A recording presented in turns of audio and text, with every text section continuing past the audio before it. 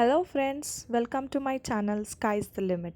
In this video, we are going to discuss one of the important concept of physics, that is the Kepler's law, which comes under the topic of gravitation.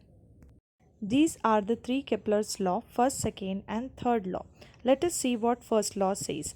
All the planets move around the sun in an elliptical orbit with sun at one focus. So you can see here sun which is at one focus and all the planets around the sun in an elliptical orbit.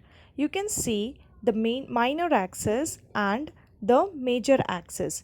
The point which is far away from the sun is called as aphelion and the point which is closer to sun is called as perihelion. So this is the first law given by Kepler, that all the planets move around the sun in an elliptical orbit with sun at one foci. Then we have the second law, that a planet sweeps out equal area in equal interval of time. Suppose we have a planet and planet is moving along a elliptical orbit. Suppose a planet have traveled distance d1 and distance d2. No matter the distance d1 and d2, it will always sweeps equal areas on both the side. So here area 1 will always be equal to area 2. Or we can say the time taken to travel distance d1 will always be equal to time taken to travel distance d2, or that implies a1 is equal to a2, or area 1 will be equal to area 2. Then we have the third law. What does the third law say? The square of the orbital period of a planet is proportional to the cube of the orbit's semi-major axis.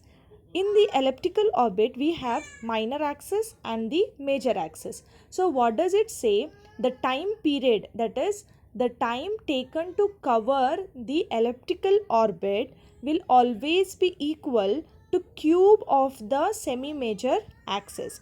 Suppose the time period is t square, it will always be proportional to cube of the semi-major axis distance. So we can say that t square is proportional to a cube. Here t represents the time period and a represents the distance of semi-major axis. These are the three Kepler's law. First law, all planets move around the sun in elliptical orbit with the sun at one focus. The second law, a planet sweeps out equal areas in equal interval of time.